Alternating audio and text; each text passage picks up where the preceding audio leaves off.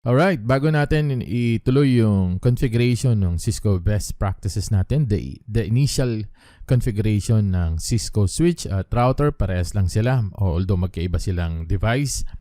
Puntahan muna natin yung Cisco packet tracer natin. Ayan, naka-open na pala. At maghanap tayo dito sa bandang baba ng switch. That is 2960. I-click mo lang yan sa desktop, and ito na.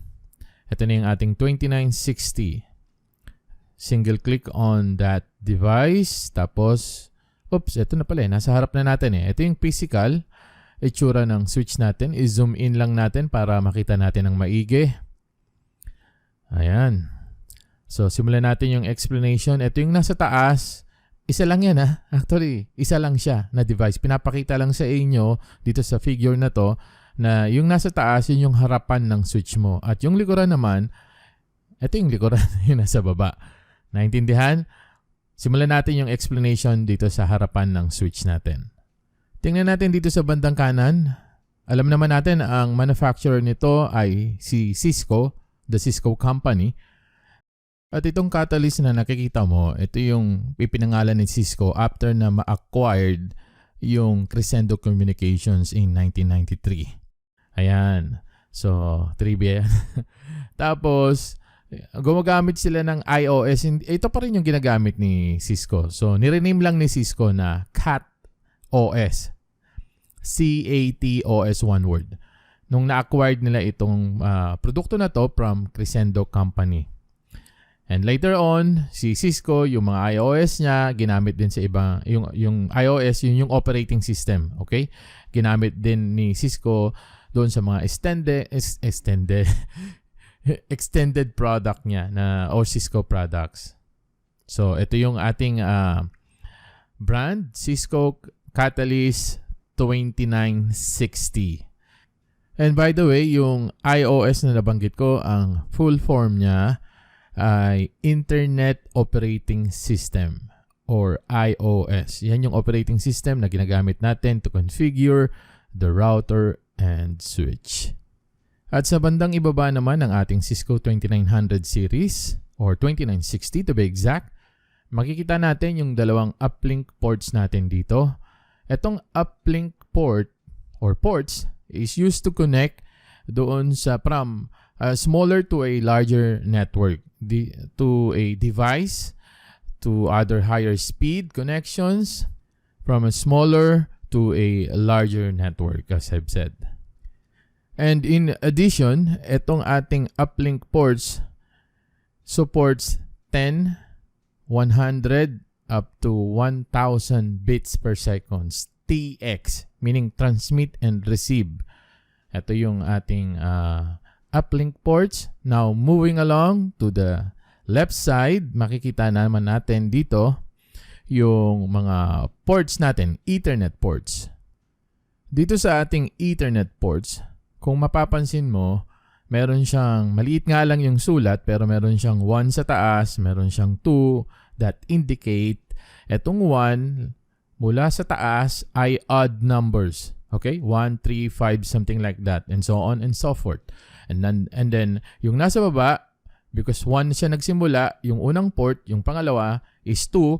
So, meaning 1, 2, 3, parang zigzag, no? 1, 2, 3, 4, 5, 6. Yan ang bilang dyan. So, lahat ng nasa taas na port, pag naispatan mo yan, if you are an IT engineer, IT technician, network engineer, immediately you will recognize the switch na lahat ng ports na nasa taas niya ay odd numbers. At lahat ng nasa ibaba ay even numbers.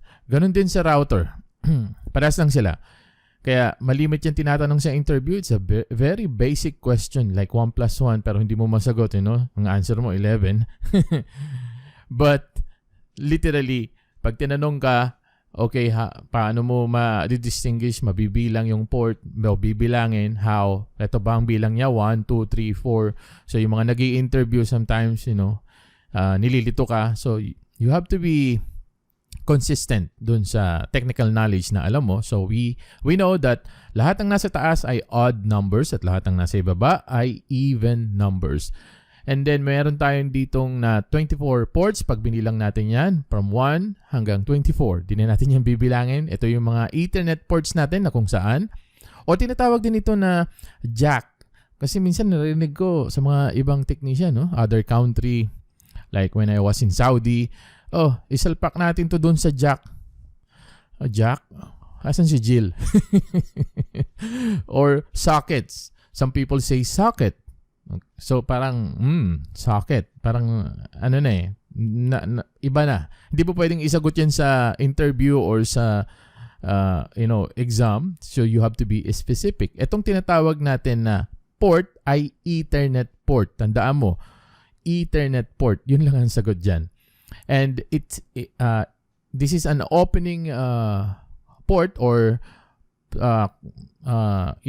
plug na kung saan yung computer mo ay pwede mong isalpak o i-plug into dyan sa particular port na yan na tinatawag nating Ethernet port. At yung mga kable na ginagamit natin to plug into that particular port sa ating Ethernet port ay tinatawag nating Ethernet cables. Kaya tinatawag siyang Ethernet network because we are using these cables. And then the purpose in life is to connect wired network, wire speed, wired network hardware in an Ethernet LAN. So ayan, meron tayong local area network at dito matatagpuan natin ang mga switches natin and routers. So yun ang purpose ng ating Ethernet port. And meron tayong bilis dito na I think this is a 10 megabits per seconds, mula sa 10 megabits per seconds up to 100 megabits per seconds na Ethernet ports natin para dito sa ating Cisco 2960. And then doon sa ating dulo sa kaliwa, makikita naman natin yung tinatawag na LED indicators. Ito yung kung tawagin nila yung mga IT natin ay LEDs. Yan. So hindi natin siya makita kasi masyadong malabo na at maliit.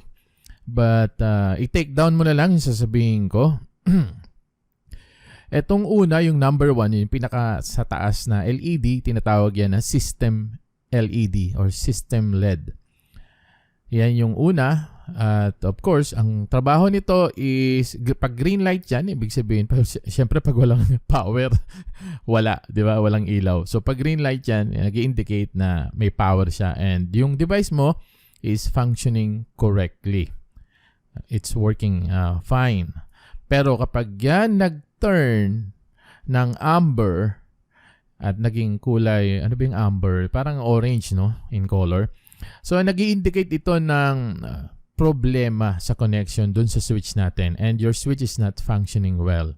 So, there is a problem. It must be corrected. Okay?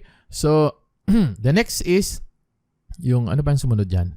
Port status LED or redundant I think redundant power systems, RPS, redundant power system LED.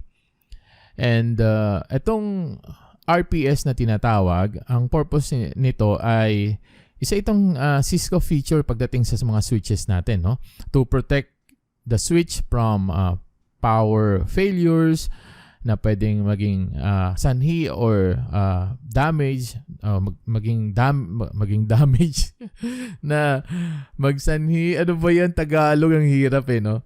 But I'm trying to. So, maging masira yon masira yung switch natin.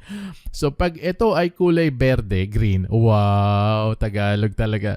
LED indicates na itong LED natin na kulay green na RPS, pag na green light siya, is up and running. Okay siya, wala siyang problema. But if the RPS hindi mo siya nakitang kulay green or hindi siya umiilaw or light is off, then the switch isn't connected to the back power supply. Ayos, yung pangatlo naman ay tinatawag na port status LED. Yung port status LED light is used to tell kung yung port status mo, kaya nga port status ito, kung yung status mo, yung mode has been selected. Okay? Kung itong port status mode has been selected, then the LED is green. This means the port status mode is in operation. Anong ibig sabihin nun? Ang default kasi ng mode of the switch is green. Yan yun. That's the port status. A green LED light indicates that the port is in the process of sending or receiving data. Kumbaga is merong nangyayaring pangyayari. Merong nangyayaring transmit and receive data. Kaya siya nag-green light that indicates of transmitting and receiving data in between. So when the LED, this particular LED is completely turned off, ang ibig sabihin niyan, indication niya na inactive siya. Meaning to say na walang link, walang connection. Understood? Likewise, kung yung LED alternates between green and amber, kapag nagpapalit-palit siya, nakita mo yan, naspatan mo, kasi mostly nasa labas tayo hindi tayo nasa loob ng data center. Nakikita lang natin yung switch and router sa loob ng data center, then we can notice that there is something happening kasi hindi ka pwedeng magstay sa loob malamig dun Then you are configuring the router and switches remotely. Yan isang tip yan para sa'yo. Then, kapag nakita mo ito between green and amber, then there is a link fault. May problema. Hanapin mo yon. So, in the event na yung port mo maybe blocks, some IT engineers or IT technician, network engineer block that particular port, then that is the indicative na merong problema yung port, and then ikaw na yung bahalang troubleshoot nun. So, you'll be notified by this amber light. Pag nakita mo yan, from green or naging amber light siya.